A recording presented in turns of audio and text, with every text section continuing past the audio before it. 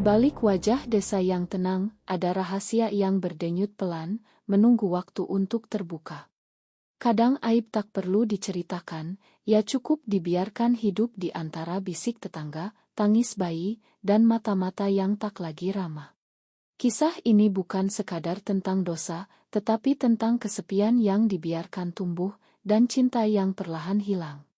Sebelum kita mulai cerita ini, mohon dukung channel ini dengan menekan tombol subscribe dan mengaktifkan notifikasi. Dukunganmu sangat berarti. Pagi itu, langit seperti tak ingin membuka matanya. Mendung menggantung seperti penyesalan yang enggan pergi. Di bawah tugu jalan tua yang berdiri bisu di ujung desa, suara tangisan bayi menusuk pagi yang dingin. Bayi perempuan, merah dan mungil, dibalut selembar kain tipis. Ia menangis bukan hanya karena dingin, tapi karena telah menjadi korban dari sebuah dosa yang bukan miliknya. Tak lama kemudian, seorang ibu tua bernama Bu Wasti, penjual sayur keliling, menemukannya.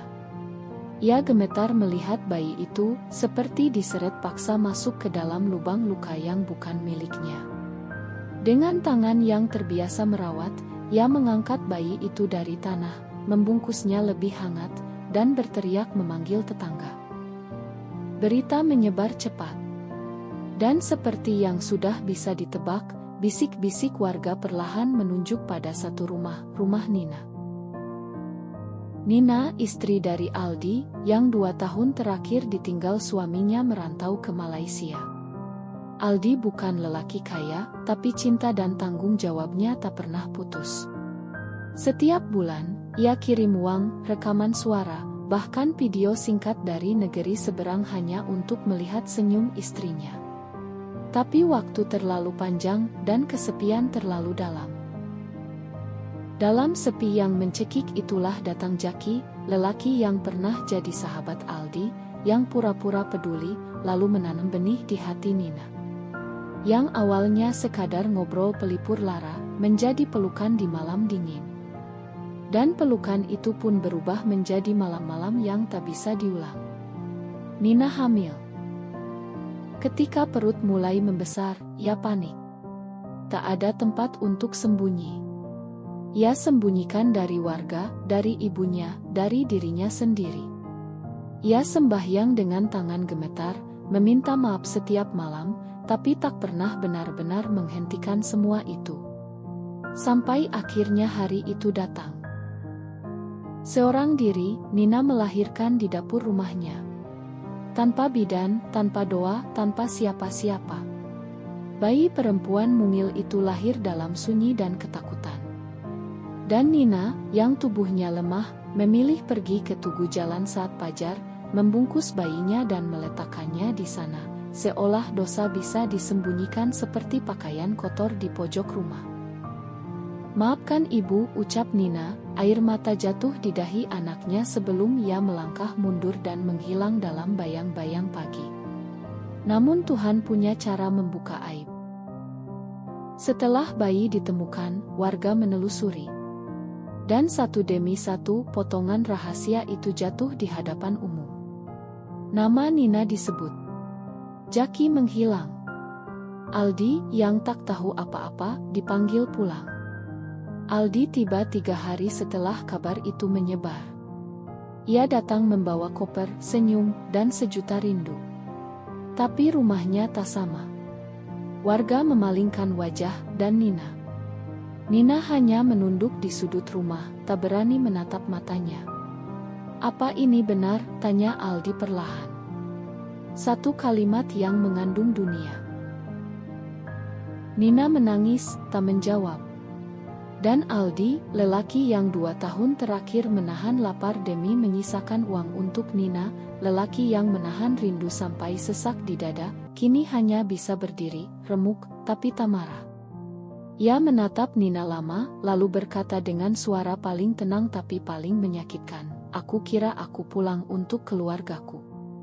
Tapi yang tersisa hanya rumah ini dan sisa-sisa kau yang bukan lagi istriku." Nina menangis. Tapi tangis tak bisa menghapus dosa. Ia ingin peluk Aldi, tapi tangan Aldi tak bergerak. Ia ingin bicara, tapi semua kata sudah kehilangan maknanya. Dan di rumah kecil itu, pagi yang tadinya mendung kini benar-benar hujan, bukan dari langit, tapi dari hati yang tak lagi bisa menampung luka.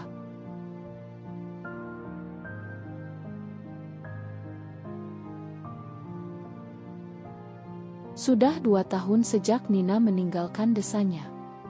Rumah kecil di ujung gang kota ini bukan rumah impian, tapi cukup untuk berlindung dari hujan, dan cukup hangat untuk anak bernama Alia, buah dari cinta yang lahir dalam luka.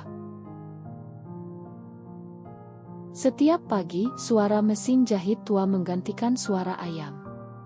Di meja kayu reot, Nina menjahit seragam sekolah dan daster ibu-ibu komplek. Di lantai, Alia bermain dengan gulungan benang dan sisa kain. Hidup tak mewah, tapi cukup. Meski tiap malam, saat lampu dimatikan dan Alia terlelap, Nina masih sering menangis pelan-pelan. Bukan karena ingin kembali, tapi karena belum mampu memakan dirinya sendiri. Sore itu mendung seperti biasa. Pasar ramai. Di antara wajah asing, satu wajah lama muncul, Jaki. Nina melihatnya di antara penjual bayam dan tahu. Tubuhnya lebih kurus, rambutnya dipotong pendek. Ia berdiri kaku, seperti pria yang tahu bahwa langkah berikutnya bisa ditolak atau dipukul. Aku cuma mau bicara. Kalau kau izinkan.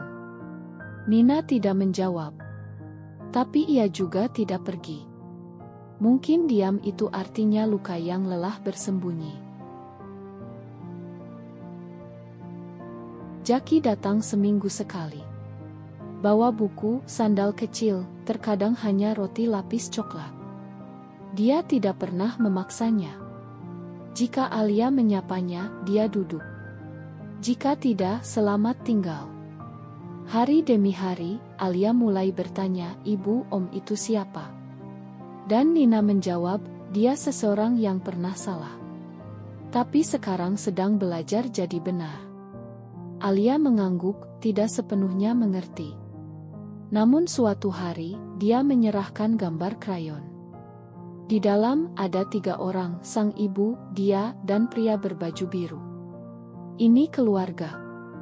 Nina tak sanggup menjawab, tapi malam itu ia menatap Jaki lama-lama, dan untuk pertama kalinya, tanpa benci. Satu malam, Nina menerima surat dari desa, dikirim lewat Bu Wasti.